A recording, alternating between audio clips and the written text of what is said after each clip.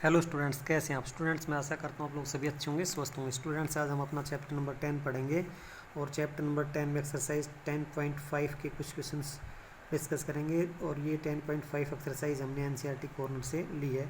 तो मैंने आपके लिए 8 क्वेश्चन लिया है। इसमें दे रखा है, if the non parallel side of a trapezium are equal so that it is a cyclic quadratic. ठीक है, तो इसमें हमें क्या करना है, ये हमने फिगर बनाया। तो इसमें क्या कर रखा है, A B C O D एक ट्रेपेजियम दे रखी है जिसमें पैरेलल साइड तो डी सी और ए बी हैं। तो नॉन पैरेलल साइड आपकी ए डी होगी और बी सी होगी। ए डी और बी सी ये नॉन पैरेलल साइड हैं। तो ए डी और बी सी आपके इक्वल दे रखे हैं। तो ये इसमें दे रखा है। तो यहाँ पे मैंने लिखा है गिवन में क्या है, A B C D is a trapezium. A B C D एक ट्रेपेजियम है in which A D is equal to B C.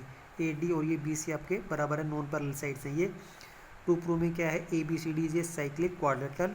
A B C D को एक साइक्लिक क्वाड्रेटल प्रूव करना है। और या फिर हम क्या कर सकते हैं, एंगल 3 प्लस एंगल 4 ये 180 डिग्री करना है। तो एंगल 3 और ये एंगल 4 है, ये अगर हम 180 डिग्री कर देते हैं तो हम क्या कहेंगे, इसको ए बी सी डी को एक साइक्लिक क्वाड्रेटल कह देंगे। क्योंकि अगर किसी क्वाड्रेटल के अपोजिट एंगल का सम अगर 180 डिग्री आता है तो वो साइक्लिक क्वाड्रेटल होती है। तो स्टूडेंट्स, हमें एंगल 3 + 4 को 180 डिग्री करना है। तो इसमें हमें थोड़ा सा कंस्ट्रक्शन भी करना पड़ेगा। तो कंस्ट्रक्शन में हमें क्या करना है, through C draw C parallel to D A.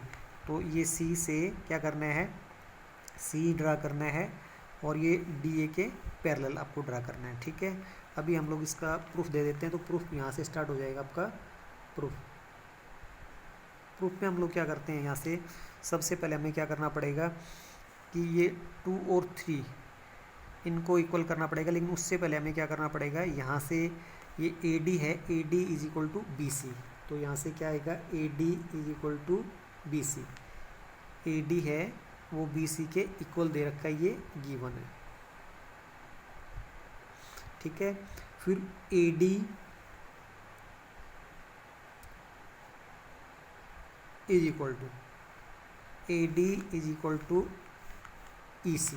A D is equal to E C because, ठीक है, बिकॉज क्या हो गया कि A E C D, A E C D is a parallelogram. A E C D एक parallelogram है।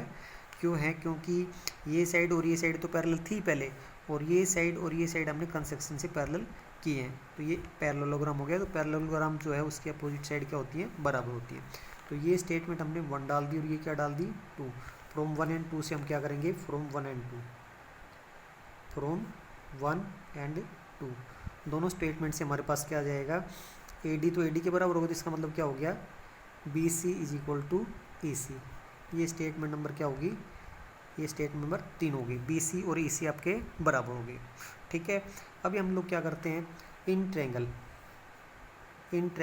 सी E B, in triangle C E B में क्या होगा, B C is equal to E C. तो दिस इम्प्लाइज क्या होगा, B सी और ई सी अगर आपके बराबर हैं, बी सी और ई सी बराबर हैं, तो हम क्या करेंगे, angle 2 is equal to angle 3 करेंगे। तो एंगल 2 और 3 बराबर क्यों है, because equal angle of opposite sides. ठीक है, या फिर हिंदी में बता देता हूँ, अगर दो साइड अगर बराबर होती हैं तो उनके अपोजिट साइड बराबर होते हैं। ठीक है, हिंदी में एक बार फिर बता देता हूँ यहाँ से, अगर किसी ट्रायंगल के दो साइड्स अगर बराबर हैं तो उन साइड्स के अपोजिट एंगल वो बराबर होते हैं। ठीक है, तो इस चीज़ को हम लिखेंगे कैसे, यहाँ पे लिख देते हैं यहाँ से। तो इसमें लिखेंगे opposite angles of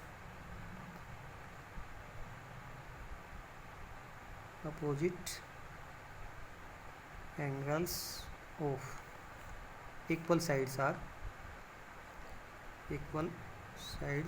are equal.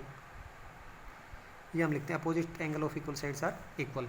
ठीक है, तो एंगल यहाँ से फिर इसको थोड़ा सा और simplify, angle 2 is equal to angle 3। ये इसको मैंने यहाँ पे स्टेटमेंट नंबर 4 डाल दिया।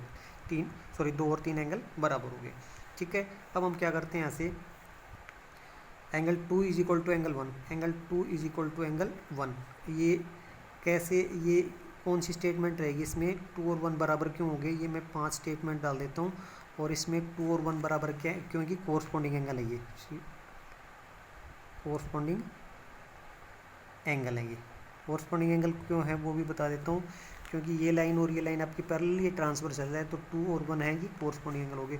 तो फ्रॉम 4 and 5, फ्रॉम 4 and 5, 4 और 5 स्टेटमेंट से हमारा क्या होगा कि 2 तो 2 के यहाँ पे ये लेफ्ट हैंड साइड बराबर तो राइट हैंड साइड बराबर हो, तो इसका मतलब क्या हो गया, angle 1 is equal to angle 3, ठीक है, 1 और ये एंगल 3 बराबर हो गए, ठीक है। उसके बाद हम लोग क्या करते हैं, 1 और 3 आपके बराबर हो गए। उसके बाद हम लोग क्या करते हैं, angle 1 plus angle 4 is equal to 180 degree. 1 plus angle 4 ये 180 डिग्री का है, ये को इंटीरियर एंगल, ये कंजिक्यूटिव इंटीरियर एंगल बोलते हैं, कंजिक्यूटिव इंटीरियर एंगल,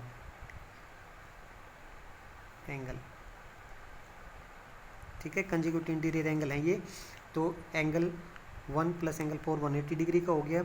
अब मैं क्या करता हूँ, यहाँ पे angle 3 plus angle 4 is equal to 180 मैंने कर दिया है, बिकॉज क्योंकि ये 1 और 3 बराबर है ना यहाँ से, तो यहाँ से ये मैंने स्टेटमेंट नंबर 6 ले ली है। तो फ्रॉम 6 क्या हो गया, angle 1 is equal to angle 3, ठीक है। तो एंगल 3 प्लस 4 है वो आपके कितने हो गए, 180 डिग्री का हो गया, ठीक है। But these are opposite angle, but these are opposite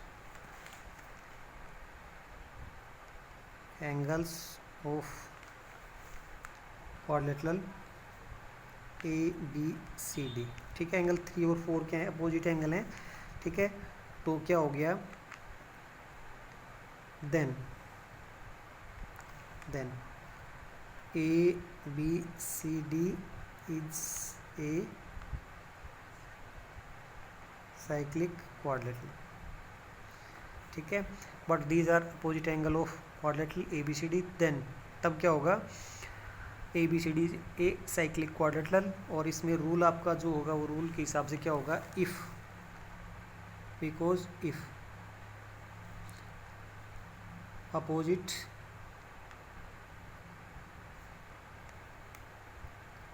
angle of, if opposite angle of a quadrilateral are supplementary, if opposite angles of a quadrilateral are supplementary, then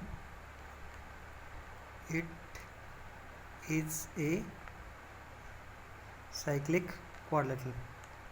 इस तरह से हम लोग कह सकते हैं, अगर किसी क्वाड्रिलेटरल के अपोजिट एंगल हैं वो सप्लीमेंट्री हैं तो उनको क्या बोलते हैं, साइक्लिक क्वाड्रिलेटरल बोल सकते हैं। तो स्टूडेंट्स अभी हमारा होमवर्क का टाइम हो गया, तो होमवर्क में हमें क्या करना है, सोल्व एक्सरसाइज 10.5 इन फेयर नोटबुक। एक्सरसाइज 10.5 को आपको फेयर नोटबुक में बहुत ही अच्छी तरह से सोल्व कर लेना है। Thank you students.